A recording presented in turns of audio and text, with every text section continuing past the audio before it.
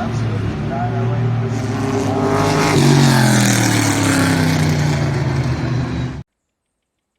Hello everybody, welcome back to Forza Horizon 5 with another Baja build with the Mazda 323 from the Car Pass. I know I said we wouldn't have any more 90s cars, but technically this is the late 80s, completely different ballpark. And for a brief period in time, believe it or not, this humble, forgotten about Mazda hatchback was able to put up a fight against the legendary Toyota Celica ST185 and the Lancia Delta Integrale on the World's Rally stages for Group A. Despite not being nearly as well known, probably wasn't a true championship contender, and having a significantly smaller budget, the Mazda was able to put up a good shot. It won several rallies over the course of 3 years, again, not enough to be a true championship contender, but it actually wasn't bad at all. So, I thought maybe this was its pluckiness and its spiritness and the fact that it's a rally homologation special. This would be the car that could finally break the 90s curse because, well, the highest 90s car is the diesel-powered ACR Viper, which is in 8th out of 15. Yeah, that's not great. So, to the upgrade shop, again, this does have some benefits. Full Forza Aero being one. As much as I would love the silly double rear wing, we need the Forza Aero. We do get fantastic little mud flaps, which... Okay, so it's those. It already has front ones. I guess it didn't have enough rear ones. And we get a useless little roof vent. Like, Need for Speed style. And we gotta get our off-road racing tires for this and for that. And then you go over here. I don't know why I'm doing that. I meant to go over here. Fill those arches just a little bit more. There we go. That's much more. Okay, then we do need all of this stuff because this is a very old transmission. It is from 1992, so I guess it is technically a 90s car, the one we have here. This is the GTR variant, not the GTX. They're very similar. This one's probably a little more powerful. That's the main difference between these two. The GTX was far more successful in rallying, though, just saying. Now, we might take that weight reduction out, we'll see. It's already incredibly light. So, maybe we'll try and get more power yet, because we're not going to get any horsepower on this thing. It's going to be another escort, I think. It's not going to have the get up and go, shall we say. So how much does that add? Yeah. Well, we'll keep that. Turbo, I guess? I mean, I guess it's getting more than I expected, to be fair. It's up to 400 horsepower even is not bad. So if I actually go here... let's see, do I want to have more power or less weight?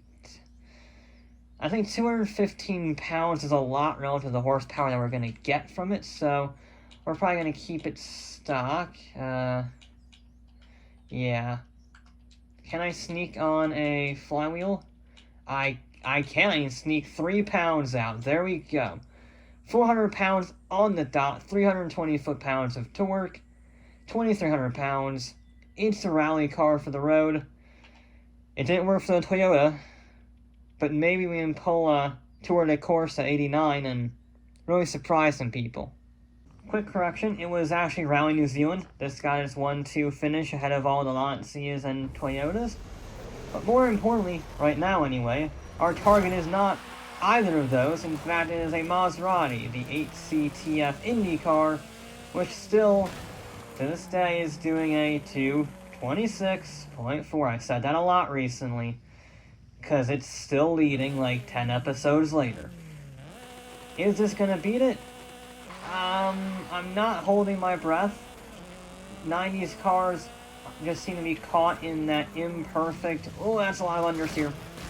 Seem to be caught in that imperfect balance, where it's too fast, too modern, if you will, to have the PI required for the true builds, like the power builds or the handling builds. And yet it's too old, too analog, to really have the handling that you need for this track. They seem to be caught in that dead zone almost, where you just can't quite build them right. Will this break that curse? I don't know. The Toyota certainly started and didn't finish it. I think, yeah, we want third. It doesn't have very good acceleration, I'll be honest. Even the 300 horsepower Escort was going faster up the hill than this thing. And now granted, that weighed almost half the weight of even this, but still, it had 100 less horsepower nearly. So yeah, 67 horsepower if you want to be exact. Because that had a nice even 333, this has a nice even 400. Nice how that works. Now this does have more modern technology. The suspension is nowhere near as soft as the Escort. That was my one true complaint with the RS 1600 that we ran last week, is that the suspension did not feel as planted as other vehicles, and although you want some giveaway on this course, especially with the big jumps, you don't want too much. It's a fine balancing act. And that's what the Mazda and the Sierra were so good at, is that they could balance their runs. They weren't necessarily the best in any category, but they were so good in every category, they were able to simply dominate. I'm hoping this is one of those slow as fast sort of games, because it doesn't appear to be particularly quick to drive. Like, just feeling it doesn't feel particularly quick. Also, the speeds are not exactly stellar either. We're not even hitting 100 today. We are at least able to go flat out through there, which is a welcome return from cars that had to lift through there or go on the brakes slightly. This can go flat out through that corner, which is nice. I appreciate that Mazda. It's a very good handling car. I'll give it credit where it's due. But, there were no obvious mistakes on that run. And it did a 2:33.4. I think the curse might be alive and well. Huh. No obvious mistakes. And we're way off the pace. Like almost 9 seconds off the pace of the Maserati.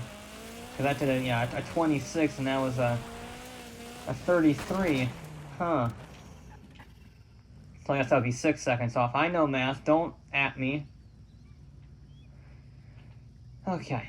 I guess you just have to go 110% aggression on this one, because it has the handling. But, oh, I don't know. Brake early, and then that's a better run, so they carry a lot more speed. That's good. Is it 6 seconds good? Not at this moment, but we're working on it. And then power.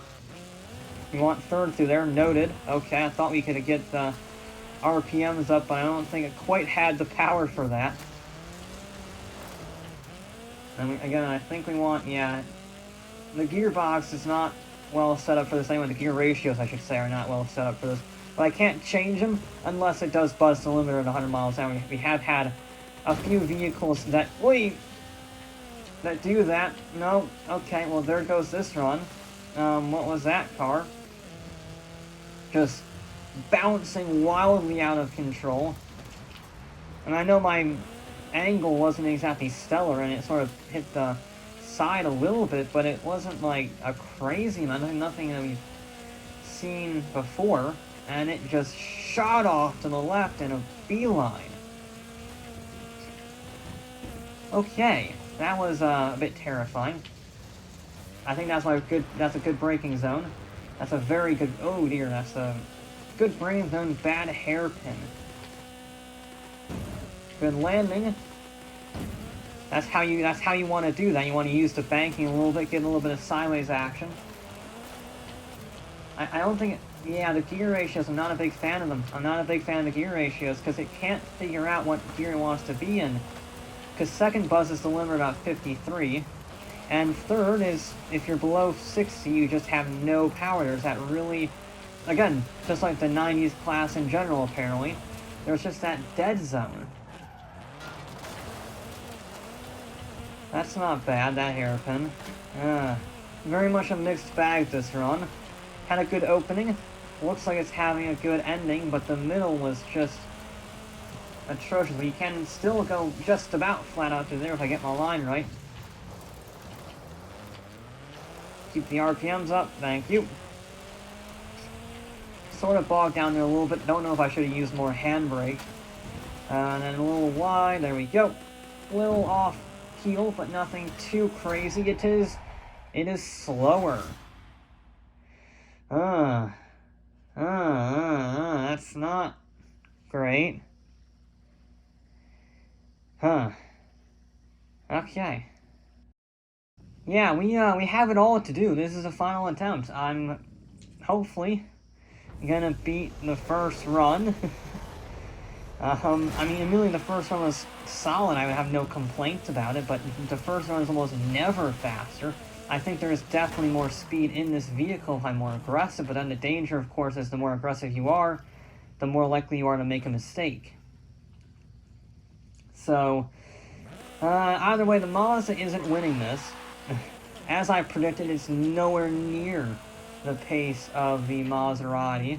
The Mazda is as great of a car as it is, as much as I love that it's in Forza now, it's not fast. I just wanted to beat the Toyota. I just wanted to beat the Toyota. Shift it down to third. Carry the speed. There we go, baby. That is how you take that corner right there. And then you just lift. You just lift. You use that sideways action to kill the momentum slightly. We're a little out of position. It's nothing crazy, though. We just need to take a slightly wider line. And then jump out this way, land in the center. Carry the speed in fourth. Nicely done through there. That is how you take that section. We're still not hitting 100 miles an hour. Shift it down into first for the hairpin.